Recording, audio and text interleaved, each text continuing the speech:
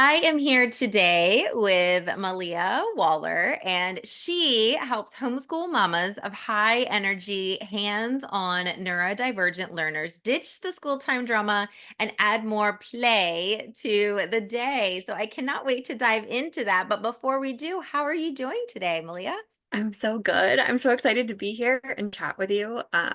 I know we connected over like similar background stories, so that was super fun. And so I'm excited to dive into that with you. Yeah, awesome. I know. I can't wait. So I would love to know like if you could just tell the listeners like a little bit about yourself, like being a mama, like kind of what you do, all the things. Yeah, so I am a mom of two. I have a 9-year-old son and a almost five, which is blowing my mind right now. Daughter, oh my gosh, I'm like, I can feel the emotions.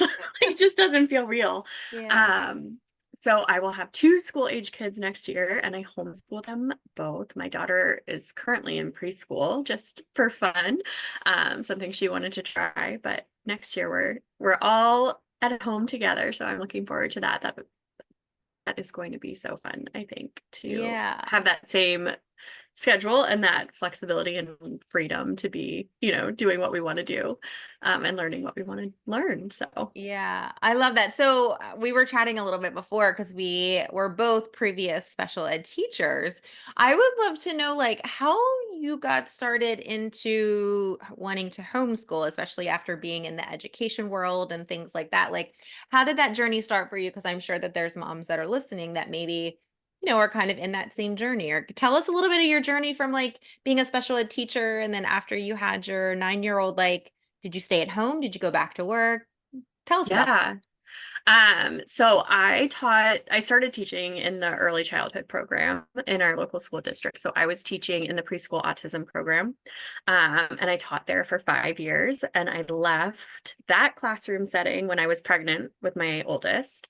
And I transitioned into the assistive technology special education support role. So I was supporting preschool through high school with specialized technology. And I got really interested in communication devices and serving kids, to support their executive functioning skills. And so I really got excited about kind of branching out from that preschool space. Um, and then my son was born my first year in that role. And I took, as extended of a maternity leave as I could. Mhm. But I did go back when he was still an infant. And I taught in that role, continued to teach in that role until my daughter was born.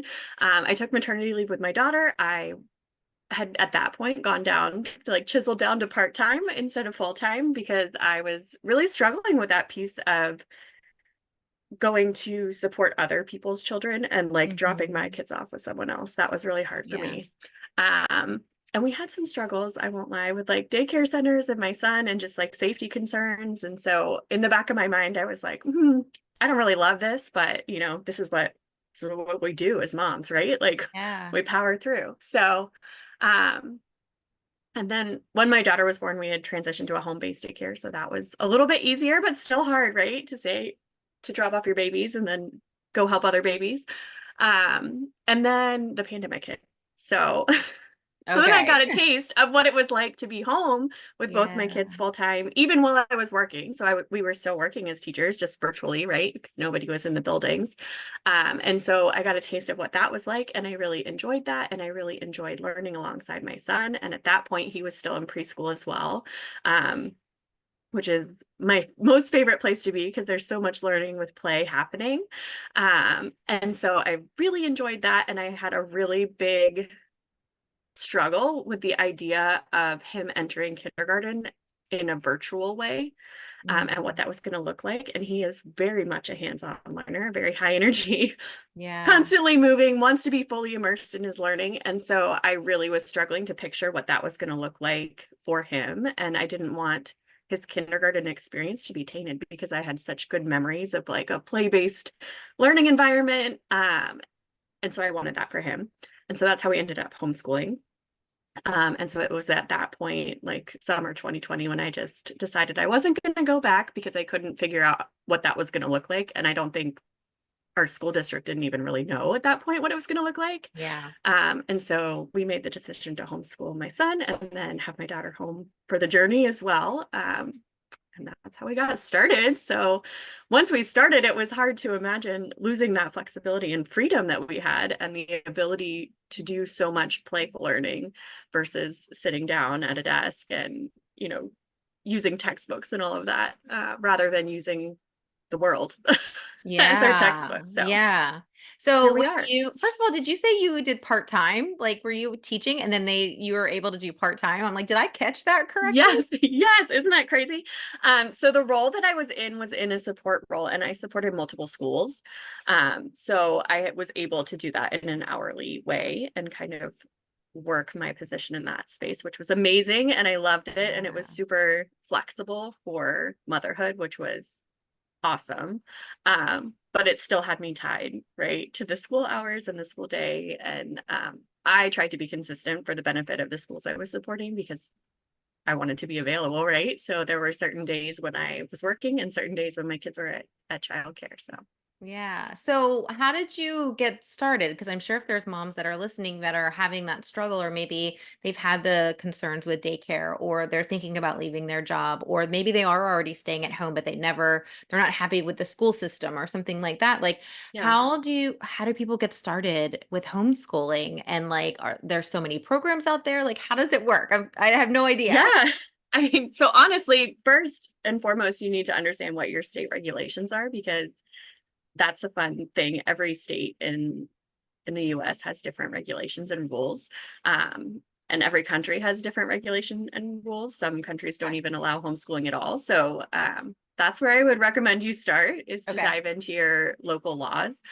There's a great website, hslda.org, and they have a map of the US, and you click on your state and it tells you everything you need to know about homeschooling in your area. And so that is a super awesome tool to kind of get started and do some research. But once you know that, then I love the idea of just leaning into what your kids' interests are and what their learning styles are. Um, and then growing from there and choosing curriculum or topics to study and kind of jumping off that way. Yeah. So homeschool can be very flexible that way. Like, I guess I always still think like, so I live in Delaware. What state are you in? I'm in Virginia. You're in Virginia, so we're not that far. Okay, Yeah. great. Um, I guess I just thought like, even though you're homeschooling, I know it's very like fluid and open, but I still figured there would be some kind of like curriculum of things that like, yes, you have to do certain things if you kind of want to coincide with what like a district's doing or what kids that age, I would say, like are learning. Yeah. Is that true? Or is it really flexible It to depends on the everything? state you're in. Yeah, okay. Okay. It all So goes back like to that. certain states will say you have to cover, all five of these areas, math, reading, writing, health, PE, all of that, Yeah. language. And other states have no regulations at all. You don't even have to like report that you're homeschooling. So it really depends where you live on how flexible you can be. Wow. And then there's also different regulations on whether or not you have to show proof of progress or take standardized tests. So it all really is variable to where you live. In Virginia, you have the option for your proof of progress. So you can either do a standardized test at the end of the school year, or you can work with a homeschool evaluator. So somebody who is either licensed to teach or holds a master's degree in an educational discipline can walk through your school year and review what you've done and say whether or not you've made progress.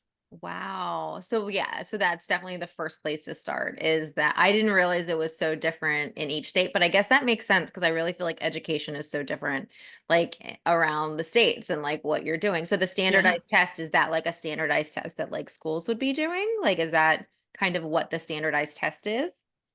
So there's different options. If you think about like your special ed background and like the educational testing that you may have done as a teacher, some of those norm reference tests are what they would approve in the state of Virginia. So it really just depends, I think, where you are and what the Yeah. state regulations are. I know there are some states that require certain tests, but in Virginia, we aren't required to take the same tests that the public school kids are taking. Okay, cool. So how would someone, so if someone's gonna like, I'm just thinking being at home with my kids, like at that early age, or maybe if someone's listening and their kid is in elementary school, middle school, high school, and they're thinking, we need to change, like, this isn't working, my child's not happy, like, whatever is the situation. But like, how do you organize your day? Like, because I would think, I know for myself, like when I am home, I get so distracted by all the things that are happening. Wait, I need to do the laundry. I need to clean this room. How about I tidy this up?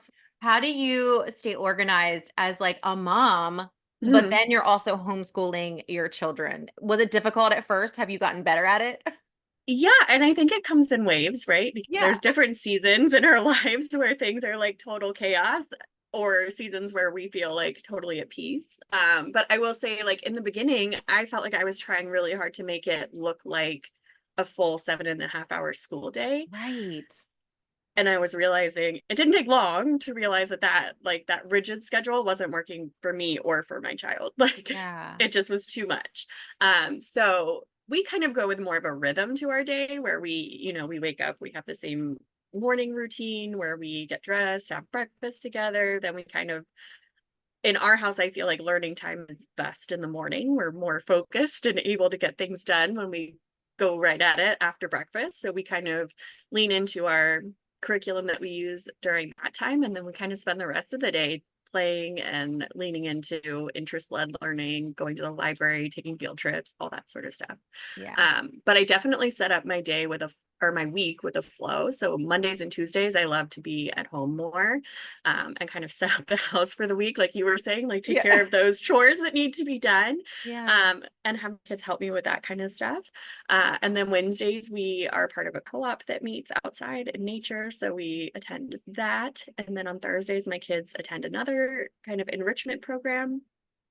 Um, and then I teach in the afternoon a fun, like build your own board game class, which is really exciting to like put my teacher hat back on and be in there with other kids that aren't my kids. Mhm. And then we have a little bit more flexibility and freedom on Fridays too to do field trips and that kind of stuff.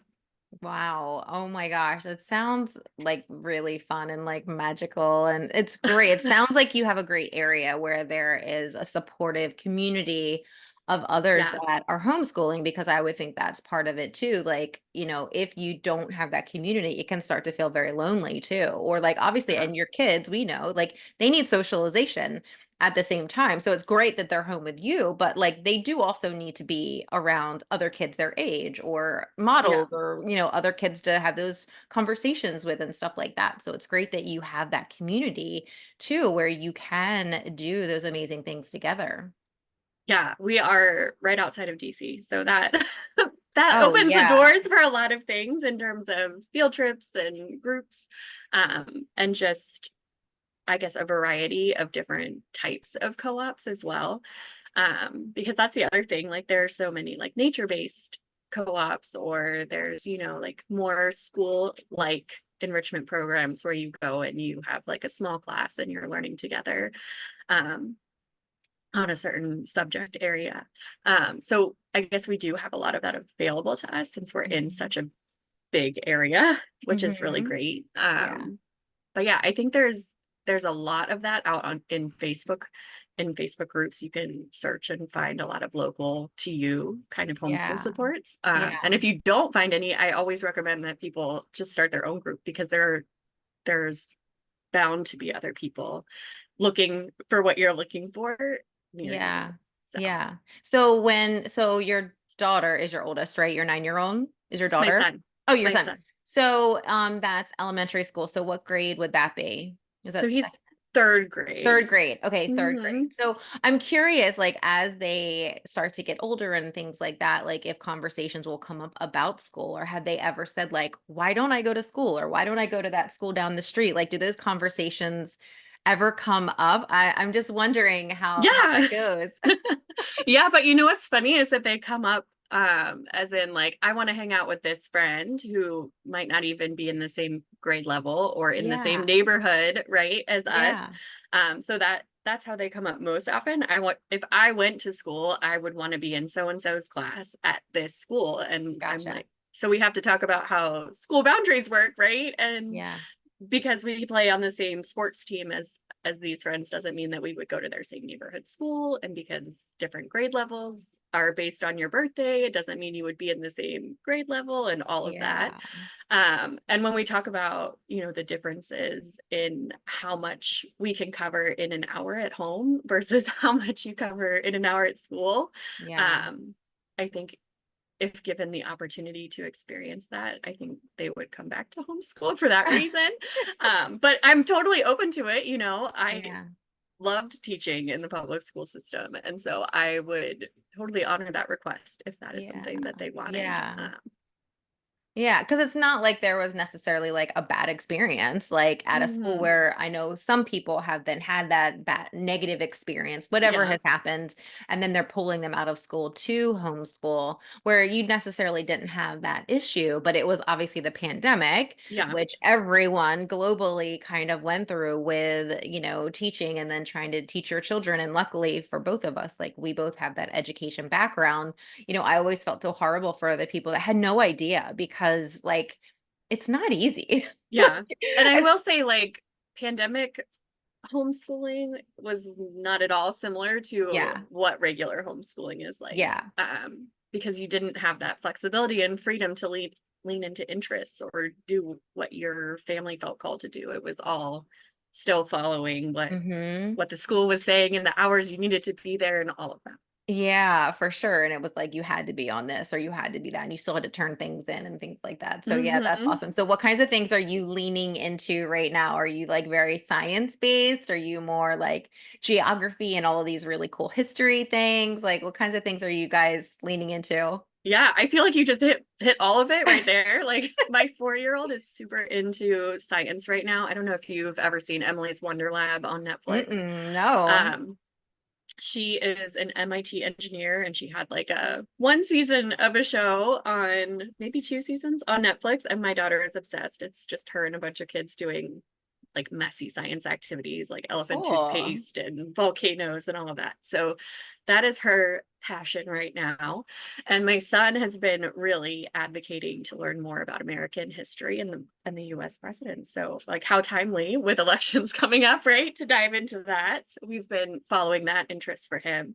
Um, and getting into DC more. It's kind of embarrassing to say that I've lived in Northern Virginia like my whole life, and I like rarely go into Washington, DC. Yeah. But it's so cool to be so close and be able to kind of see that area, but then also be so close to like the Jamestown area and Yorktown and like all of where so many people came to start this country, right? So Yeah, that's really yeah. neat. Yeah, that's really, really cool. What about sports? Because you talked about sports and Yeah. obviously elementary age, like there's not really like around here anyway. I would think Virginia would be the same, but there aren't those like organized sports like in the school, but there's like extracurricular sports Yeah. that like you pay for. So, like all the different things on the weekend or at nighttime. So you guys are involved in that? Yeah, we are. I like to have, a one sport limit per season for each kid. Yeah. Otherwise, I feel like we're never home. Yeah. But my daughter's really into dance and my son is really big into baseball. Mm, So he plays baseball in fall and spring. And we do swim team in the summer. So that keeps us at the pool, which is super yeah. fun. Yeah. And then, I mean, my son is all about being physically active. So he's like Mm. on his rollerblades and on the skateboard and wanting to go to the skate park. And we're actually trying BMX biking next week, which Ooh. has my mom like anxiety on high, but I know that this is going to like really fill a bucket for him. So I'm Yeah. trying to, stay cool. Yeah.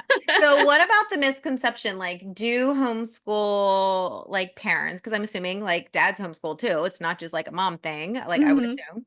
So is there a misconception that like that's all you can do? Like you can't also work or have your own business or job? Or is like if you're homeschooling, like is that it? Like you're homeschooling your kids and that's more of what you're doing. I would love to just kind of talk about that as well. Cause I would Yeah. assume like you have your own thing going on. Yeah. Are a lot of homeschool parents also doing something else? They're not only homeschooling?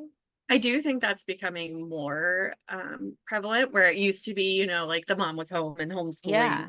And that was but I do see a lot more parents who have flexibility and freedom with their work schedule to bring their kids home and kind of do it all at the same time. So I do think that's happening more and more, especially with the increase, I guess, in teleworking with companies Yeah. post-pandemic. Yeah. So that's pretty cool too. I started my own business after I left teaching because I wanted to take my skills and support homeschool families in that way. So I offer homeschool evaluations in Virginia and then other supports throughout the year for homeschoolers everywhere. Kind of play-based learning supports and leaning into how to accommodate and modify for your kids' unique needs. Um, and so I'm enjoying that because it brought in that piece of teaching that I love so much, that collaborative piece, and getting to kind of host a community that's working together to meet our kids' needs. So that's fun. And then I said I also teach at our local co-op, and then I actually work at a kids gym one day a week just for fun because I love preschool so much and I miss that age group. So yeah, there's a Yeah. lot of flexibility and freedom to kind of build your schedule the way it meets the needs of your own family. Yeah, good. That's really awesome because that's what I think. And I do think, things are shifting and changing, but I'm glad to see that like there are dads doing that too and that they're Hmm. able to do that and taking that active role and able, to work together, as both parents. So if the mom wanted to go out to work or if she was doing Mondays and he was doing Tuesdays or Yeah. that you can build that flexibility in and it really is that like cohesive unit so everybody kind of knows what's going on. Because do you have sick days too? You get your own sick Do days moms get sick days? while you're Honestly, homeschooling? I will say like that's one thing my husband is really good at is recognizing if I need support and offering that to me. But no, there are no sick days for moms, and that applies to Y- homeschooling too, right? So Yeah. you're still, reaching out to your village, your mom village for support if you need it. Um, but yeah. Yeah. So, okay. So, real questions because I would think like I love my children and I don't know. And I was a school teacher and I was around them a lot. I don't know if I could have homeschooled. Maybe I could. It was just never something that I thought about doing because I Yeah. also liked that separation. I liked being able to go do my own thing too. So, how do you care for yourself if you are homeschooling, so you are around your kids a lot since you are Hmm. predominantly the one homeschooling. I'm assuming you said like not your husband, like you're the Yeah. one homeschooling and then you're with your kids and yes, you go out to, teach a little bit, but I'm assuming your kids are there with you. So how do you care for yourself to make sure like you are still filling your cup like as a mom so that hopefully you aren't getting overwhelmed or anything like that, which it all happens, but like Yeah. what are things that you do as a homeschool mom to make sure you're still caring for yourself? Yeah, so I think again, this is like seasonal and Yeah. dependent on your season in life, because there are definitely times when this is a lot harder. But I do encourage my kids, to play together and have some independent playtime, which gives me, time to sit on the couch with a warm cup of coffee, hopefully. Yeah. Hopefully drink the whole thing right before any chaos comes out. But then also I plan our schedule and align it so that my kids have activities at the same time. So there is that opportunity for me to have, a Mhm. few hours of peace and quiet to Yeah. myself or to do things Yeah. like come on here and chat with you. And so I organize my schedule intentionally with that in mind. And then I am a huge yoga fan, so I love to kind of recenter in that way for myself. Mhm. Um, and I won't say I'm never interrupted, but I feel like shower time for mom is like totally sacred. Yeah. Just that 20 minutes of quiet, right? Lock myself in the bathroom. And I think that is something that really helps me because I find myself just craving that like quiet moment, right? Mhm.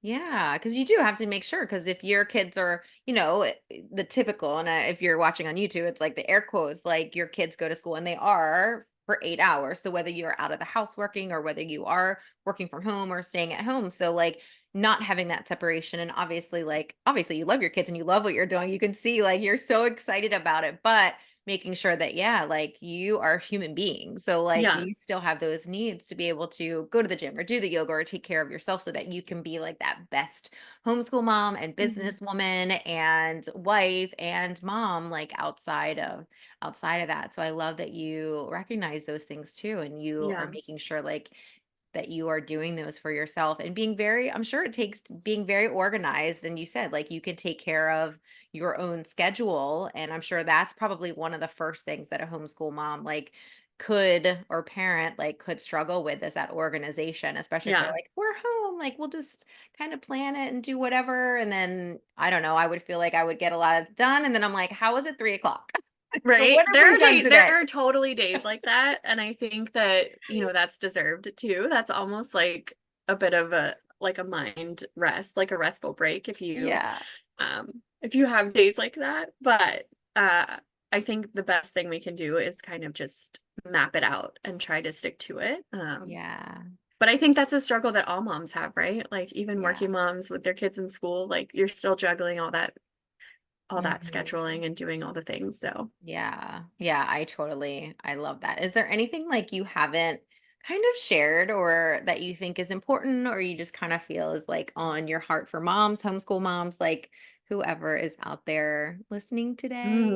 It was like a huge I open-ended know it's question. open-ended. I love to just put you on the spot and just be like, what do you got? And if you're like, I've covered Yeah. everything, that's totally No, awesome I love too. it. I think it's just to listen to your gut, right? Like as Yeah. moms, I think we all have those moments where we like can overthink things. And I think in the end, most of those overthinking moments end up being our gut reaction to what we were thinking about anyway. Mhm. Um, and so I encourage you to lean into that and kind of try to let go of the overthinking because I think that is Mhm. something that I've struggled with a lot.